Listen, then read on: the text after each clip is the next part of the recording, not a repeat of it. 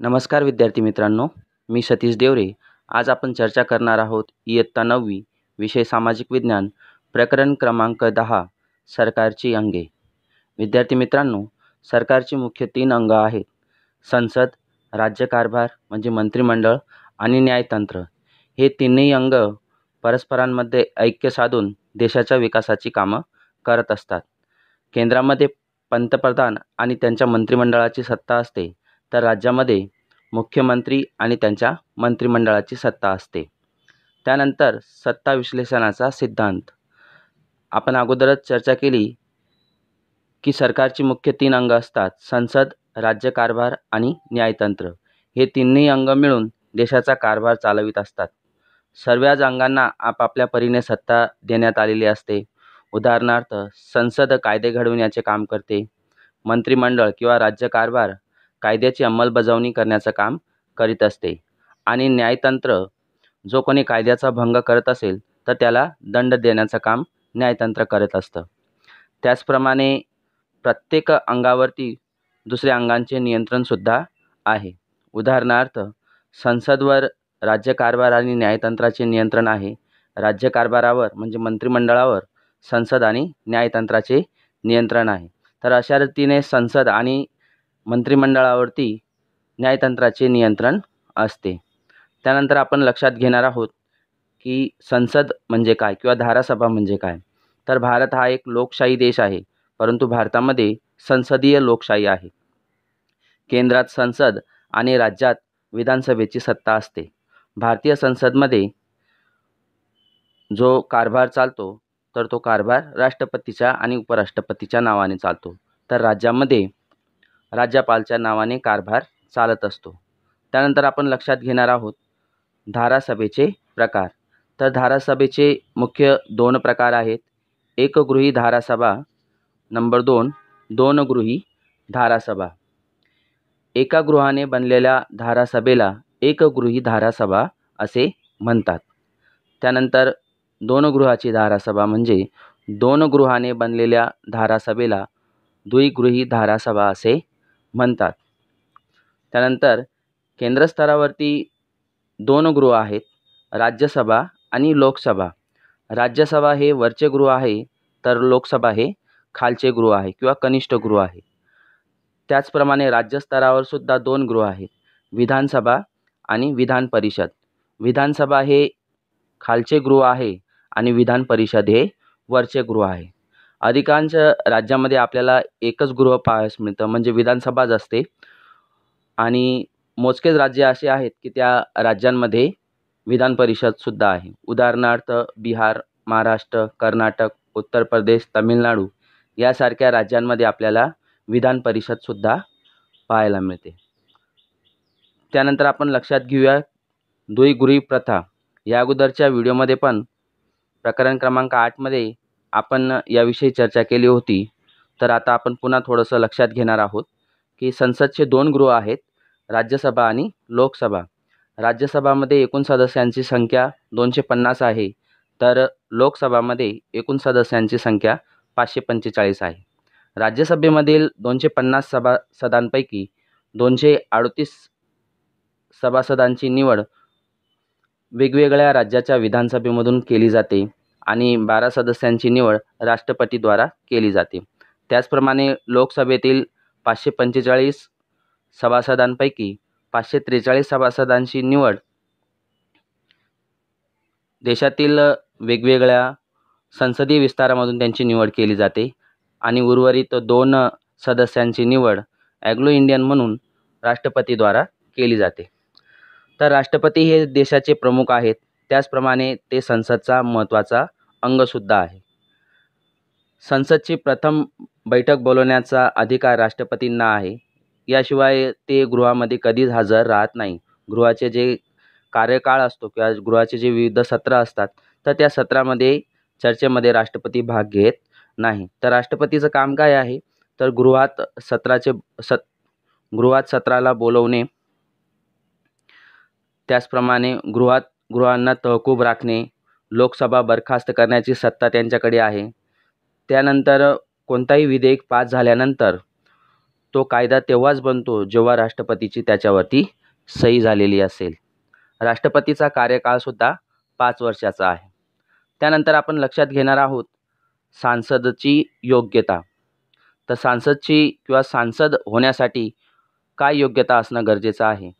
तर नंबर 1, तो भारताचा नागरिक असणं आवश्यक आहे. जर तो व्यक्ती भारताचा नागरिक असेल, भारताचं नागरिकत्व त्याला मिळालेलं असेल, तर तो व्यक्ती सांसद होऊ शकतो. त्यानंतर त्याची वय कमीत कमी 25 वर्ष किंवा त्यापेक्षा जास्त असणं गरजेचं आहे. त्यानंतर तो मानसिकरित्या संतुलित असावा. म्हणजे तो मानसिकरित्या किंवा मनोवैज्ञानिक रीतीने तो स्वस्थ असला पाहिजे. कारण की शेवटी त्याला देशाचा कारभार चालायचा आहे, महत्त्वाची भूमिका बजवायची आहे. त्यासाठी त्याचं मानसिक स्वास्थ्य चांगलं असणं गरजेचं आहे. तो मानसिकरीत्या संतुलित असायला पाहिजे किंवा वेडा नसायला पाहिजे. त्यानंतर केंद्र आणि राज्य सरकाराचा तो पगारदार कर्मचारी नसायला पाहिजे. म्हणजे साध्या भाषेत सांगायचे म्हणजे जर सरकारी नोकरीला असेल तर त्याला त्या सरकारी नोकरीवरून राजीनामा द्यावा लागतो. म्हणजे सरकारी नोकरी असताना आपण सांसद किंवा विधायक होऊ शकत नाही. त्यावरून आपल्याला आधी राजीनामा द्यावा लागतो. त्यानंतर आपण त्या पदावरती जाऊ शकतो. त्यानंतर तो शिक्षापात्र गुन्हेगार नसावा. म्हणजे त्याला इंडियन पिनल कोडच्या अंतर्गत कुठल्याही प्रकारची त्याच्यावरती त्याला शिक्षा झालेली नसावी किंवा तो गुन्हेगार नसावा. कारण की त्याला देशकल्याणाची कामं करायची आहे. त्यामुळे त्या व्यक्तीचं चरित्रसुद्धा चांगलं पाहिजे. त्यानंतर आपण लक्षात घेणार आहोत संसदच्या 2 सत्रांमध्ये 6 महिनेपेक्षा जास्तचं अंतर नको किंवा काळ न राहता सत्राची बैठक बोलावली जाते. म्हणजे संसदच्या 2 सत्रांमध्ये जास्तीत जास्त 6 महिने एवढे अंतर असू शकते. त्यापेक्षा जास्त अंतर राहू शकत नाही. राष्ट्रपती पंतप्रधानाच्या सल्ल्यानुसार लोकसभेचे विसर्जन करू शकतात. त्यानंतर दोन्ही गृहाचे सदस्य म्हणजे लोकसभेचे आणि राज्यसभेचे सदस्य पण आपापल्या गृहाच्या कार्यामध्ये किंवा कार्यवाहीमध्ये भाग घेऊ शकतात. याशिवाय जो व्यक्ती मंत्रिमंडळाचा सदस्य असेल किंवा जो कॅबिनेट मिनिस्टर असेल तर तो व्यक्ती किंवा तो मंत्री दोन्ही गृहाच्या चर्चेमध्ये तो व्यक्ती भाग घेऊ शकतो. म्हणजे जर तो कॅबिनेट मिनिस्टर असेल किंवा त्याला एखादं मंत्रालय दिलेलं असेल तर तो राज्यसभेमध्ये पण चर्चेमध्ये भाग घेऊ शकतो आणि लोकसभेच्या चर्चेमध्ये पण तो भाग घेऊ शकतो. त्यानंतर आपण लक्षात घेणार आहोत की कोरम म्हणजे काय? तर कोरम म्हणजे संसदची कार्यसाधक संख्या. की संसद चालण्यासाठी म्हणजे राज्यसभा आणि लोकसभामध्ये कार्य होण्यासाठी किंवा कार्य चालण्यासाठी संसदच्या एकूण संख्येपैकी कमीत कमी 10% संख्या उपस्थित असणं गरजेचं आहे. जर 10%पेक्षा कमी संख्या उपस्थित असेल, सदस्यांची संख्या 10%पेक्षा कमी उपस्थित असेल तर मात्र संसदचे कार्य चालू शकणार नाही. तर या ठिकाणी आपल्याला माहिती आहे की लोकसभेची एकूण संख्या 545 आहे. तर 545चे 10% म्हणजे जर 55 सदस्यसुद्धा लोकसभेमध्ये हजर नसतील तर मात्र लोकसभेचे कार्य चालणार नाही. त्याचप्रमाणे राज्यसभेच्या 250 म्हणजे 250 सदस्यांपैकी त्याचे 10% म्हणजे 25 सदस्यसुद्धा हजर नसतील किंवा त्यापेक्षा कमी सदस्य हजर असतील तर मात्र राज्यसभेचे कार्य चालणार नाही. तर कोरम म्हणजे काय? तर कोरम म्हणजे संसदची कार्यसाधक संख्या. की संसद म्हणजे लोकसभा आणि राज्यसभामध्ये कार्य चालायला पाहिजे यासाठी कमीत कमी सदस्यांची जी संख्या निर्धारित केली आहे तर त्या कमीत कमी संख्येला आपण काय म्हणतो? कोरम असे म्हणतो. त्यानंतर आपण लक्षात घेणार आहोत की राज्यसभा. तर राज्यसभा हे संसदचे वरिष्ठ गृह आहे. त्याचप्रमाणे ते विविध राज्यांच्या विधानसभेचे जे काही प्रतिनिधी असतात तर त्या प्रतिनिधीने बनलेले एक गृह आहे. प्रतिनिधींनी बनलेले एक धारागृह आहे. किंवा राज्याच्या ज्या विविध विधानसभा असतात त्या विधानसभेमधून त्यांची अप्रत्यक्ष रीतीने निवड केलेली असते आणि ते राज्यसभेमध्ये ते पोहोचलेले असतात. त्यानंतर राज्यसभेमध्ये एकूण सदस्यांची संख्या 250 एवढी आहे. बाकीचे जे 12 सदस्य आहेत तर त्या 12 सदस्यांची निवड राष्ट्रपतीद्वारा केली जाते। तर हे 12 सदस्य साहित्य, कला, संस्कृती, खेळ या क्षेत्रामध्ये निपुण असतात किंवा या क्षेत्रामध्ये पुढे जाऊन त्यांनी देशाचा गौरव वाढविला असतो। यामुळे राष्ट्रपतीकडून त्यांची नेमणूक राज्यसभेमध्ये केलीच जाते। त्यानंतर कोणताही व्यक्ती असो तर तो एका वेळेला एकच गृहाचा सदस्य होऊ शकतो। म्हणजे एकतर तो राज्यसभेचा सदस्य होऊ शकतो किंवा तो मग लोकसभेचा सदस्य होऊ शकतो। एकाच वेळी तो दोन्ही गृहाचा सदस्य होऊ शकत नाही। त्यानंतर आपण लक्षात घेणार आहोत राज्यसभेच्या सदस्यांची योग्यता, की राज्यसभेमध्ये सदस्य बनण्यासाठी काय योग्यता असणं गरजेचं आहे। तर त्यामध्ये प्रथम तो भारताचा नागरिक असणं आवश्यक आहे। त्याचे वय 30 वर्ष किंवा त्यापेक्षा जास्त असणं गरजेचं आहे। या ठिकाणी लक्षात ठेवायचं की परीक्षेमध्ये मुलं नेहमीच गोंधळतात की राज्यसभा आणि लोकसभेमध्ये वयाच्या बाबतीत ही गोष्ट आपण लक्षात ठेवायची की लोकसभेमध्ये सदस्य होण्यासाठी कमीत कमी वय 25 वर्षे आहे आणि राज्यसभेच्या सदस्य होण्यासाठी कमीत कमी वय 30 वर्षे आहे। तर या ठिकाणी लक्षात ठेवायचा हा मुद्दा की राज्यसभेचा सदस्य बनण्यासाठी व्यक्तीचं कमीत कमी वय 30 वर्ष असणं गरजेचं आहे। त्यानंतर तो मानसिकरित्या संतुलित असला पाहिजे, म्हणजे तो वेडा नसला पाहिजे। त्यानंतर तो सरकारी कर्मचारी नसावा, म्हणजे कुठल्याही प्रकारची सरकारी नोकरी असताना तो मात्र या पदावरती येऊ शकत नाही। अगोदर त्याला त्या पदाचा राजीनामा द्यावा लागतो, नंतर मग तो संसदचा सदस्य होऊ शकतो, म्हणजे राज्यसभेचा तो सदस्य होऊ शकतो। त्यानंतर तो शिक्षापात्र गुन्हेगार नसावा, त्याच्यावर कुठल्याही प्रकाराचा गुन्हा नोंदला गेलेला नसावा किंवा तो गुन्हेगार नसावा। त्यानंतर आपण लक्षात घेणार आहोत राज्यसभेत गुजरातचे एकूण 11 बैठकी आहेत। लक्षात ठेवायचं की राज्यसभेमध्ये गुजरातचे एकूण प्रतिनिधी जे आहेत तर ते किती आहेत, 11 आहेत किंवा 11 बैठका आहेत। त्यानंतर राज्यसभा हे कायमी गृह नाही। ज्याप्रमाणे लोकसभेचे विसर्जन होऊन जाते त्याप्रमाणे राज्यसभेचे कधी विसर्जन होत नाही। तर राज्यसभा कायमी गृह आहे। दर 2 वर्षांनी 1/3 सभासद हे राज्यसभेमधून निवृत्त होतात व तेवढ्याच सभासदांची पुन्हा निवड केली जाते। तर अशा रीतीने राज्यसभेमध्ये दर 2 वर्षांनी 1/3 सभासदांची निवड केली जाते आणि तेवढेच सभासद निवृत्तसुद्धा होतात। तर या अर्थाने जर आपण लक्षात घेतलं तर राज्यसभेच्या सदस्यांचा जो काही कार्यकाळ आहे तर तो 6 वर्षाचा आहे। प्रत्येक सभासद 6 वर्षापर्यंत राज्यसभेमध्ये काम करू शकतो। त्यानंतर आपण लक्षात घेणार आहोत की संसदचे जे काही दोन्ही गृह आहेत तर त्या दोन्ही गृहांमध्ये वर्षातून 3 सत्र बोलवले जातात। तर ते 3 सत्र कोणते, तर हिवाळी सत्र, अंदाजपत्र सत्र आणि पावसाळी सत्र।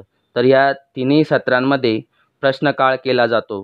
प्रत्येक मंत्रालयाच्या मंत्रींना स्वतःच्या मंत्रालयात काय कामं झालेली आहेत, किती पैसा खर्च झालेला आहे, किती पैसे खर्च होणार आहेत, तर वगैरे सारखे मुद्द्यांवरती इतर सांसद, पक्षाचे आणि विपक्षाचे सांसद त्यांना प्रश्न विचारतात आणि त्या प्रश्नांचं उत्तर ते देत असतात।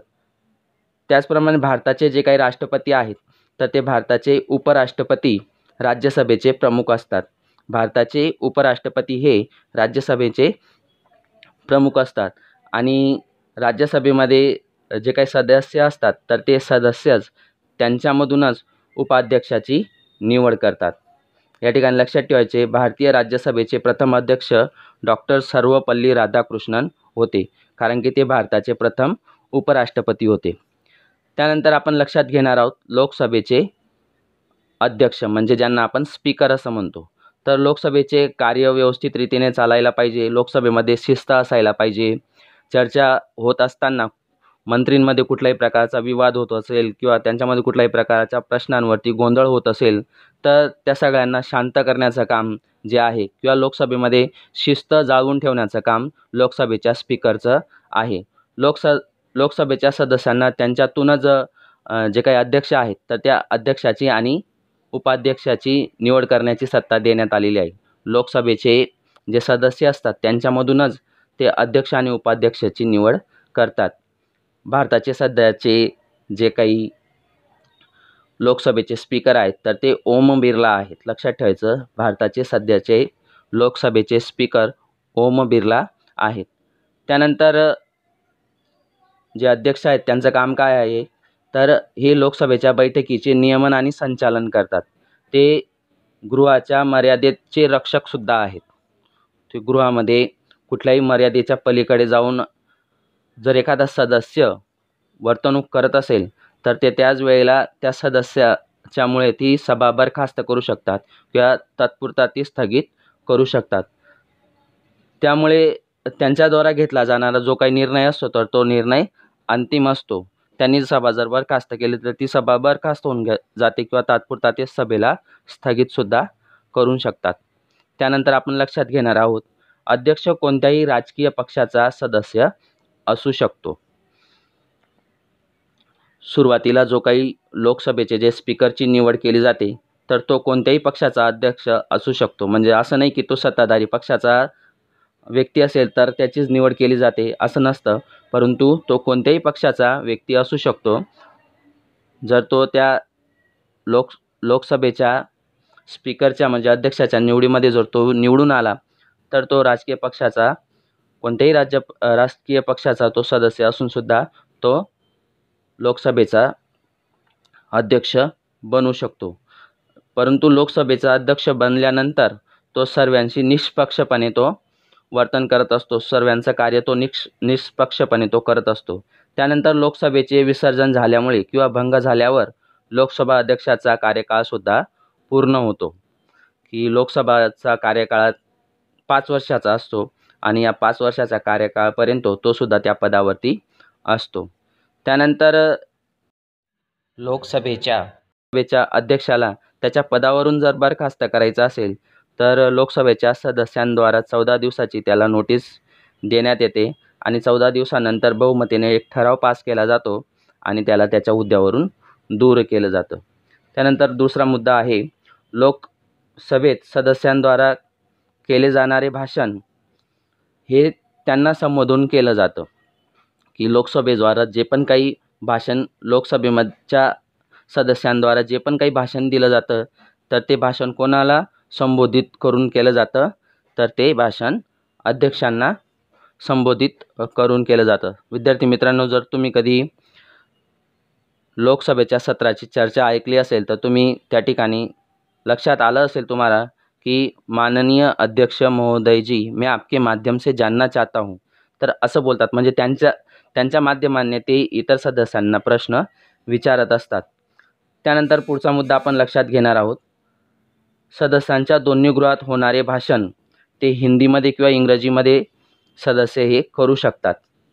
संसदमध्ये जे भाषण होतं तर ते भाषण सदस्य हिंदीमध्ये किंवा इंग्रजीमध्ये करू शकतात. जर त्यांना हिंदी किंवा इंग्रजी येत नसेल तर अध्यक्षाच्या परवानगीने ते स्वतःच्या मातृभाषेमध्ये भाषणं देऊ शकतात किंवा स्वतःच्या मातृभाषेमध्ये ते चर्चा करू शकतात. त्यानंतर पुढचा मुद्दा आहे, अध्यक्षांची परवानगीशिवाय सतत एखादा सदस्य 60 दिवसपर्यंत गैरहजर असेल तर मात्र त्याची जागा रिकामी समजली जाते. त्यानंतर पुढचा मुद्दा आहे कास्टिंग वोट की निर्णायक मत. की कास्टिंग वोट म्हणजे काय? समजा गृहामध्ये एखादा प्रश्न असेल किंवा एखादा प्रस्ताव पास करायचा असेल एखादं विधेयक पास करायचं असेल तर अशा वेळेला जर तो प्रस्ताव पास करत असताना चर्चा आणि विचारणा करत असताना शेवटी जर पक्ष आणि विपक्षाची मतं जर सारखी पडली तर अशा वेळेला एक निर्णायक मत म्हणून अध्यक्ष हे स्वतःचं मत देत असतात. तर त्यालाच आपण काय म्हणतो, कास्टिंग वोट किंवा निर्णायक मत असे म्हणतो. म्हणजे एखादा कायदा पास करायचा असेल, कायदा पास करण्यासाठी 50% लोकांचा होकार आहे आणि 50% लोकांचा होकार नाही आहे. तर मग अशा परिस्थितीमध्ये काय करायचं, तर अशा परिस्थितीमध्ये अध्यक्ष जे आहेत तर ते अध्यक्ष स्वतःचं निर्णायक मत देत असतात. तर त्या मतालाच आपण कास्टिंग वोट असं म्हणतो. त्यानंतर भारताचे जे काही प्रथम अध्यक्ष होते लोकसभेचे तर ते प्रथम अध्यक्ष गणेश वासुदेव माळवणकर होते. लक्षात ठेवायचं, भारताचे प्रथम लोकसभेचे अध्यक्ष गणेश वासुदेव माळवणकर होते. त्यानंतर आपण लक्षात घेणार आहोत अध्यक्षांच्या गैरहजेरीमध्ये संसदचा कारभार कोण सांभाळतं. तर अध्यक्षांच्या गैरहजेरीमध्ये संसदचा कारभार जो आहे तर ते उपाध्यक्ष सांभाळतात. समजा अध्यक्ष आणि उपाध्यक्ष दोन्ही गैरहजर असतील तर त्यावेळेला संसदची कारवाई कोणाच्या हातात असते. तर अध्यक्ष आणि उपाध्यक्ष जर गैरहजर असतील तर त्यावेळेला संसदमधल्या जे एक अनुभवी आणि वयस्क व्यक्तींची एक टीम बनवलेली असते. त्या टीमला आपण म्हणतो स्पीकर पॅनल. तर त्या स्पीकर पॅनलचे लोक किंवा सदस्य हे लोकसभेचा कार्यभार सांभाळत असतात. त्यानंतर आपण पुढचा मुद्दा पाहणार आहोत की मसुदा किंवा कायदा बनतो किंवा प्रस्ताव विधेयक हा कायदा कशा रीतीने बनतो. तर त्यामध्ये कोणताही मसुदा प्रस्ताव किंवा विधेयक दोन्ही गृहामधून सुरुवातीला एकाच गृहात प्रस्तुत केला जाऊ शकतो. तर असं नाही की एखादा प्रस्ताव किंवा विधेयक सुरुवातीला लोकसभेमध्येच प्रस्तुत केला जाईल, तर तो दोन्ही गृहांमधून कोणत्याही गृहामध्ये तो प्रस्तुत केला जाऊ शकतो. एकतर तो राज्यसभेमध्ये प्रस्तुत केला जाऊ शकतो किंवा मग तो लोकसभेमध्ये प्रस्तुत केला जाऊ शकतो.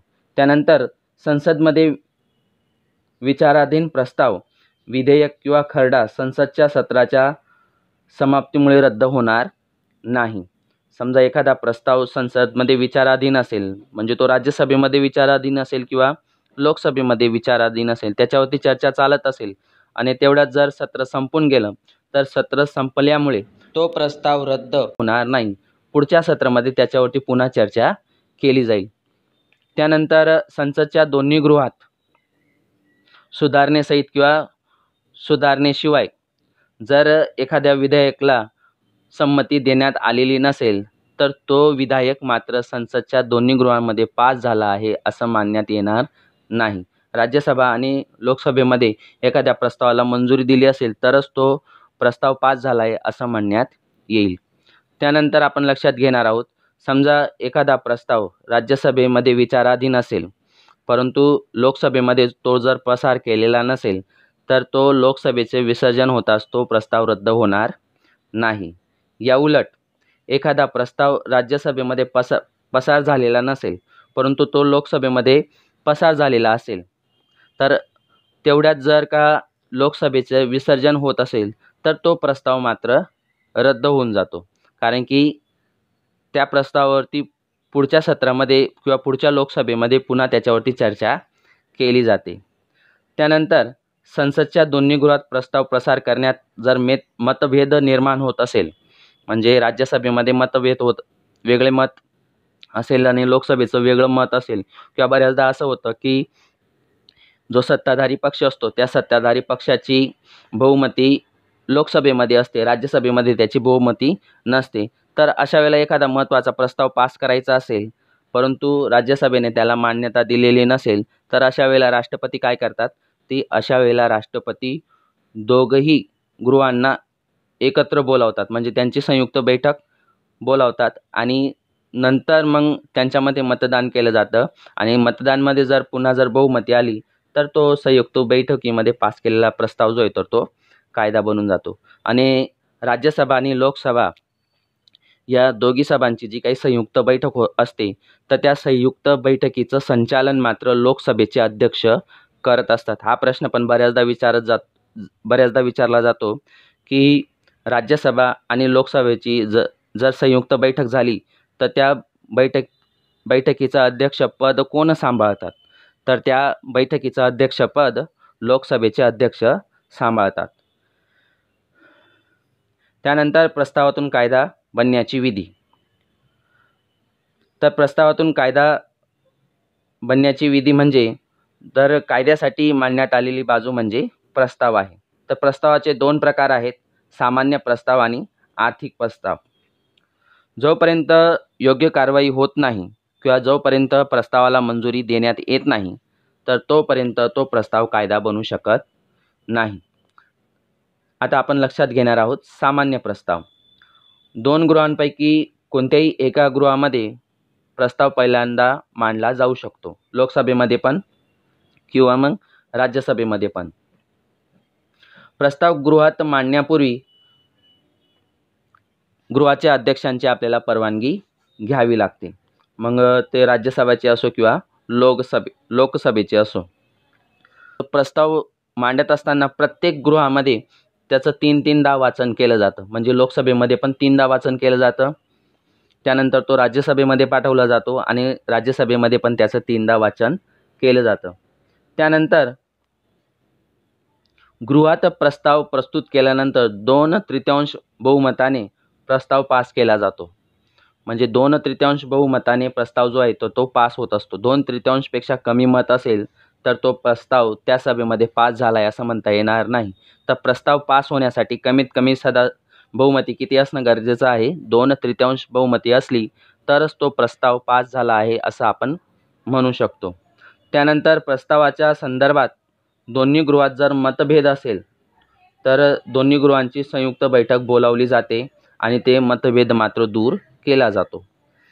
त्यानंतर लक्षात घेणार आहोत की प्रस्तावाला मंजुरी देताना दोन्ही गृहामध्ये प्रस्ताव पास झाला असेल आणि नंतर त्या प्रस्तावाला मंजुरी देण्यासाठी मात्र राष्ट्रपतीकडे जावं लागतं. राष्ट्रपती त्याच्यावरती सही करतात आणि तो प्रस्ताव जो आहे तर तो प्रस्ताव कायदा बनतो. तर प्रस्तावाला मंजुरी देत असताना राष्ट्रपतीकडे 3 विकल्प असतात. एकतर राष्ट्रपती त्या प्रस्तावावरती सही करून त्या प्रस्तावाला मंजुरी देतात.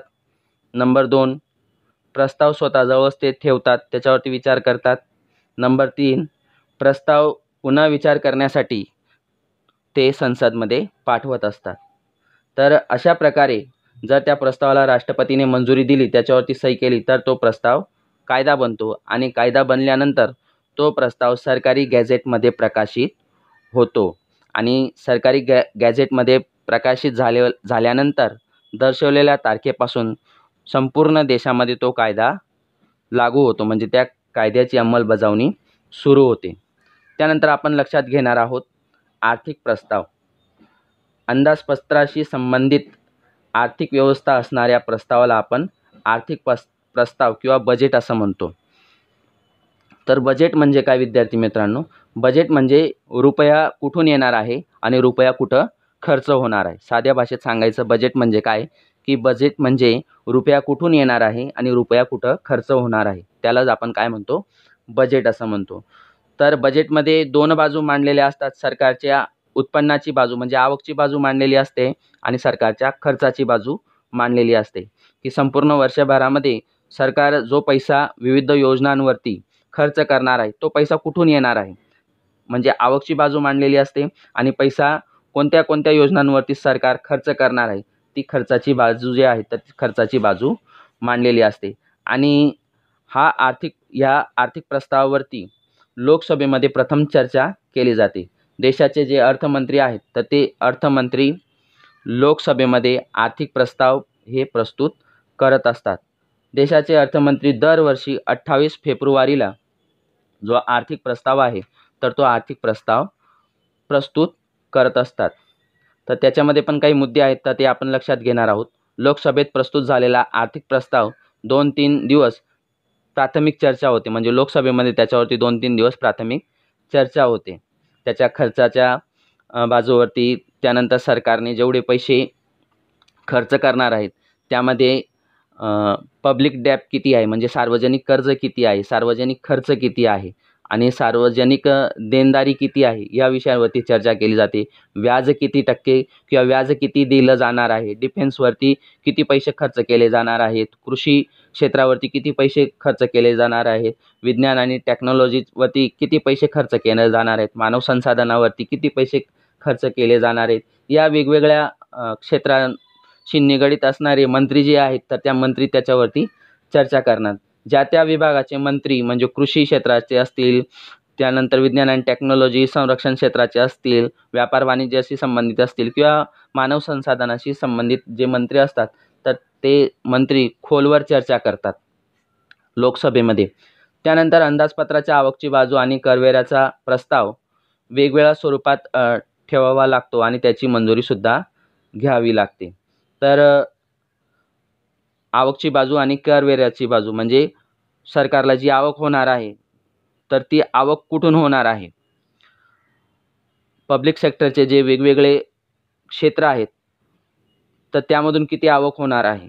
त्याचप्रमाणे करवेऱ्यामधून किती आवक होणार आहे, की टॅक्सेबल आणि नॉन टॅक्सेबल इन्कम किती आहे, करवेराची आणि करवेराची आवक किती आहे वगैरे सारख्या मुद्द्यांवरती चर्चा जी आहे तर ती चर्चा केली जाते. तर राज्यसभेमध्ये हा प्रस्ताव लोकसभेमध्ये हा प्रस्ताव पास झाल्यानंतर तो राज्यसभेमध्ये पाठवला जातो. तर राज्यसभा त्या प्रस्तावाला आवश्यक शिफारशीसहित 14 दिवसाच्या मुदतीने लोकसभेत परत करायचा असतो. जर लोकसभा राज्यसभेचा सर्वच किंवा अंशतः शिफारशीचा स्वीकार किंवा अस्वीकार करू शकते. जर 14 दिवसात आर्थिक प्रस्ताव लोकसभेत परत करण्यात आला नाही तर तो प्रस्ताव राज्यसभेमध्ये मंजूर झाला आहे असं समजण्यात येतं. तर या ठिकाणी आपण लक्षात घेऊ शकतो की आर्थिक प्रस्ताव राज्यसभेमध्ये पाठवला जातो आणि राज्यसभेमध्ये त्याच्यावरती काही सूचना दिलेल्या असतात किंवा काही शिफारशी केलेल्या असतात. आणि त्या शिफारशी स्वीकारणं किंवा न स्वीकारणं हे मात्र अर्थमंत्रीच्या किंवा लोकसभेला बाध्य नाही आहे. जर त्यांना वाटत असेल की काही गोष्टी स्वीकारण्यासारख्या आहेत तर ते स्वीकारू शकतात. परंतु त्यांना जर वाटत असेल की काही स्वीकारण्याची गरज नाही तर ते 14 दिवसपर्यंत तो प्रस्ताव तो राज्यसभेमध्ये ठेवतात आणि त्यानंतर 14 दिवसानंतर तो प्रस्ताव राज्यसभेमध्ये पास झाला आहे असे आपण म्हणू शकतो किंवा राज्यसभेमध्ये तो प्रस्ताव पास केला जातो. तर आर्थिक बाबतीमध्ये सभेची जी काही सत्ता आहे तर ती सत्ता मात्र मर्यादित आहे. या ठिकाणी एक गोष्ट लक्षात घ्यायची आहे. समजा अंदाजपत्र हे गृहामध्ये जर मंजूर झालं नाही, लोकसभेमध्ये किंवा राज्यसभेमध्ये जर अंदाजपत्र मंजूर झालं नाही तर मात्र सरकारला राजीनामा द्यावा लागतो. तर या ठिकाणी आता आपण लक्षात घेणार आहोत की संसद कोणकोणतं कार्य करतं. तर संसदचं मुख्य कार्य सामाजिक, आर्थिक, राजकीय संरक्षण, सलामती, विदेशी संबंध यासारख्या गोष्टींवरती संसद लक्ष देत असतं. त्यानंतर लोकसभा, राज्यसभा, मंत्रिमंडळ आणि अधिकाऱ्यांच्या कार्यावर देखरेख करण्याचं कामसुद्धा संसद करत असतं. त्याचप्रमाणे जी काही सार्वजनिक संपत्ती आहे तर त्या सार्वजनिक संपत्तीचे रक्षकसुद्धा त्यांना म्हटलं जातं. कारण की सार्वजनिक संपत्तीचा कार्यक्षम उपयोग योग्य रीतीने होत आहे की नाही तर हे पाहण्याचं काम म्हणजे लोकप्रतिनिधीमधून हे पाहण्याचं कामसुद्धा संसदच्या सदस्यांचं आहे. लोकसभेचे सार्वजनिक संपत्तीच्या वापरण्यावर सरळ नियंत्रण हे सदस्यांचं असतं. त्यामुळे दारागृहाच्या पूर्वमंजुरीशिवाय नवीन कर लावणे किंवा कर चालू ठेवणे किंवा करमध्ये बदल करता येणार नाही. राज्यकारभाराच्या खर्चावर संसदच्या सदस्यांचं अंकुश असतो किंवा नियंत्रण असतं किंवा मंत्रिमंडळाचा त्याच्यावरती अंकुश असतो. म्हणून दारागृहाचे अंकुश असल्यामुळे त्यांना सार्वजनिक संपत्तीचे रक्षक किंवा कस्टोडियन असं म्हटलं जातं. याशिवाय संसद, राष्ट्रपती, उपराष्ट्रपती, सर्वोच्च न्यायालय आणि उच्च न्यायालयाचे जे न्यायाधीश असतील किंवा निवडणूक कमिशनर, ऑडिटर जनरल किंवा अटॉर्नी जनरल जर यांनी घटनेचा भंग केला असेल असा त्यांच्यावरती आरोप असेल किंवा बिनकार्यक्षम काम करत असतील असा त्यांच्यावरती आरोप असेल तर या आरोपामुळे किंवा ह्या कारणांमुळे त्यांच्यावरती महाभियोग म्हणजे इम्पीचमेंटद्वारा त्यांना हुद्द्यावरून दूर आपण करू शकतो. विद्यार्थी मित्रांनो, या प्रकरणाचा भाग 1 या ठिकाणी संपलेला आहे. प्रकरणातील उर्वरित मुद्द्यांवर आपण भाग 2 मध्ये सविस्तर चर्चा करणार आहोत.